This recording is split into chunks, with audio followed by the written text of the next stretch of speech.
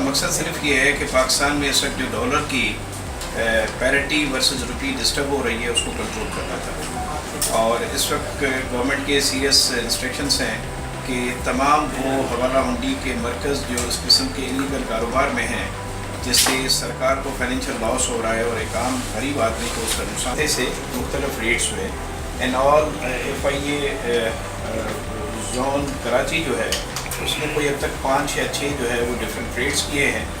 Initially ہمیں بہت بڑی کامیابی نہیں، مختلف ریٹس کیے.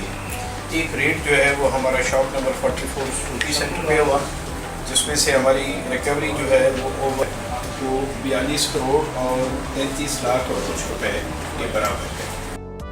بورڈ آف ڈائریکٹرز کے خلاف یا کمپنی اونرز کے خلاف رویہ نہیں ہوئی. تو ہمیں جب ہم ریڈ کرتے ہیں تو ریڈ کا پروسیجر یہ ہے کہ اسٹیٹ بینک ہمیں اس کے اگینسٹ ایک کمپلینٹ انٹروڈیوس کرتا ہے اور اسی پہ ہی ہمیں ایف آئی آر کرتا ہے، جو لا ہے اس کی ریکوائرمنٹ. لیکن دوران تفتیش کے پھر کمپنی کے اونرز کے نام کھلتے ہیں اور جب چالان ہوتا ہے تو نام اس میں چالان ہوتے ہیں.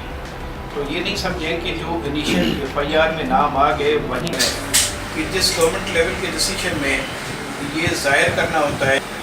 ایف آئی اے کا جو کنسرن ہے وہ انلیگل ملے ہیں، اور مزید اس کی جو ڈیٹا ہمیں ملا ہے ڈفرینٹ فون سیٹ سے وہ ہم اپنے ڈپارٹمنٹس میں بھی کسی کو ٹالریٹ نہیں کریں گے. اور جس دن سے ہم آئے ہیں ہم نے اپنا کام شروع کر دیا ہے. سرکار کی یہ پالیسی ہے کہ ریٹس ہونے چاہیے، ڈی جی ایف آئی اے صاحب کی پالیسی ہے، اور یہ اکراس کنٹری جو ہے وہ یہ ریٹس آپ دیکھ رہے ہیں.